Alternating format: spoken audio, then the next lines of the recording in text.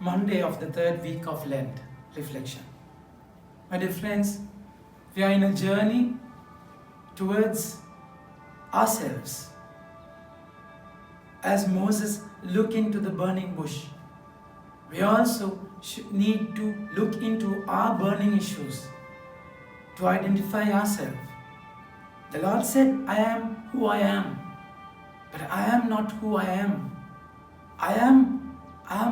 There are many things that I am who I am not. So, identify your weakness is a big step in this journey.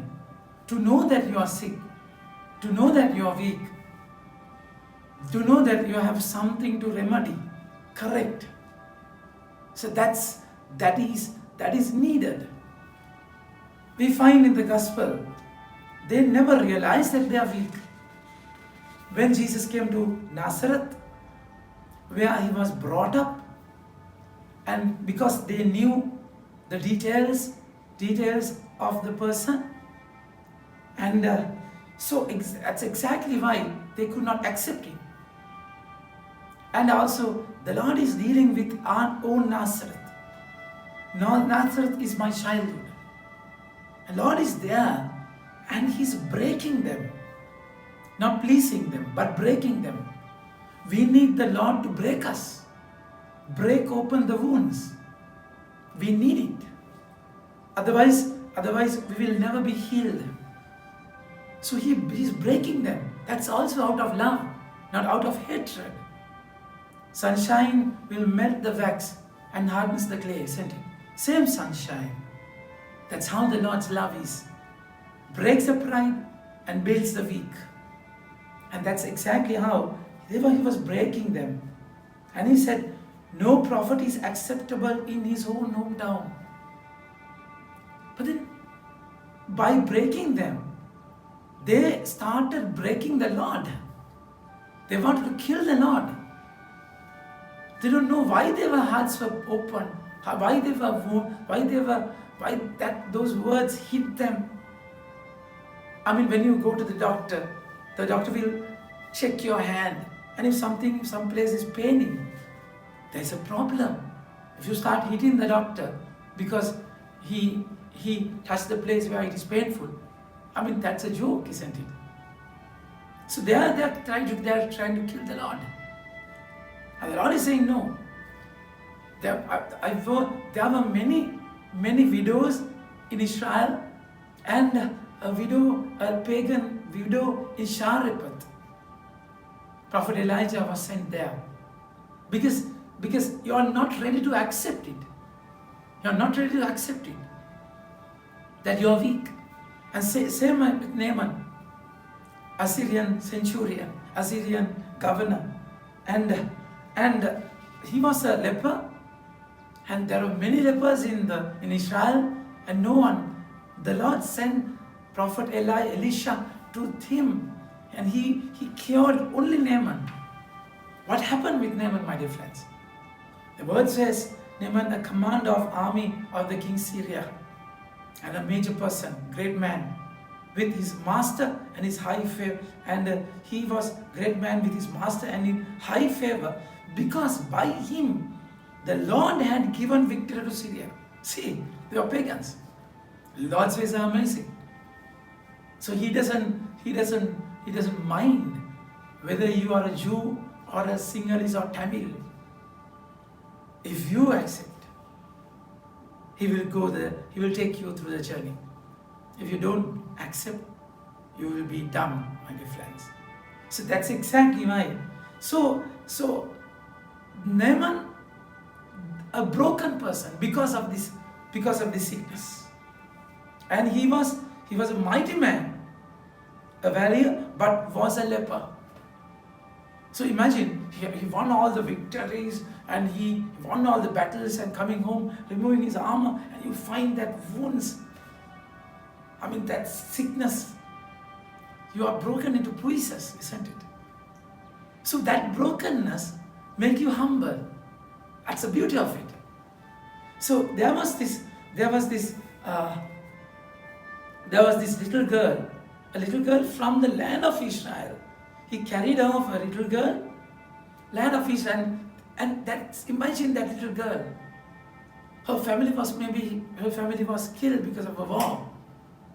But then, for that girl, this is the enemy. Yet, she wished well for him. And he said, if my master goes to Samaria, prophet who is Samaria, he would cure him of his leprosy.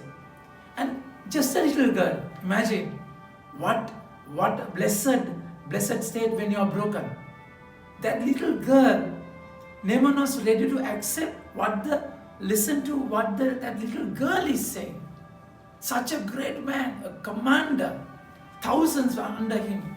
And how he listens to the little girl because of that broken nature. This is the secret of the journey, my dear friends. The moment pride hits you, you're stuck. You're completely stuck. That's exactly why the Lord is saying, He will bless the humble. Lord will find it difficult to deal with the pride. My dear friends, so that's exactly how when he is going to Israel, and the king, Assyrian king, writes a letter to king of Israel, without knowing anything, out of blues the letter comes, asking the commander to be healed, to heal the commander, and he's tearing off his garments. I mean, that's not. He should know what he has to do. And you ask for trouble. No. And the prophet says, he tore his, am I God to kill? Then the king said, he tore his clothes and said, am I God to kill and to make alive? Elisha, the man of God, heard that the king of Israel had torn his clothes. And why have you torn your clothes? Let him come now to me and know that there is a prophet in Israel. That's the duty of the prophet. I mean, you should know what you are called to do. And you should not ask for trouble. And then, my dear friends, the beauty of this healing, how Elisha and Naaman came with all the gifts and everything, money and everything. And he was waiting at the doorstep. He never came out. That's strange. That is a thunderbolt. That hits his pride. He thought, I'm Naaman and I'm the commander. The prophet should come and heal and I should keep his hand on my wounds and pray over it. That's how he expected him to do. Never. He never did that. My dear friends, he just sent a messenger and asked him to go and wash in Jordan 7 times. And Naaman was angry. And he said, I have better rivers in Abana and Purpur in my land. Why I should wash myself in this muddy land? Of course, Jordan was muddy. And then again the servant says, my father, it is a great word that prophet, is it a great word that prophet has spoken to you? Will you not do it? He has actually said to you, wash and be clean. And Naaman goes there. And he washed himself in River Jordan. And he was completely healed. According to the word of the man of God, his flesh was restored like a flesh of a little child and was clean. My dear friends, that's how the Lord deals with you. He breaks your pride. And Elisha had to break his pride. And what happened when you don't become the master? When you allow the Lord to act without you bulldozing your way. Prophet, the Naaman came and said, behold, I know there is no God in all the earth but in Israel. So God was there, not prophet. That's how the Lord is dealing with you, breaking your pride, allowing situations to crop up, troubles to come up, storms to face with. The Lord is there. You will realize at last the Lord will be there for you. Amen. May God bless you.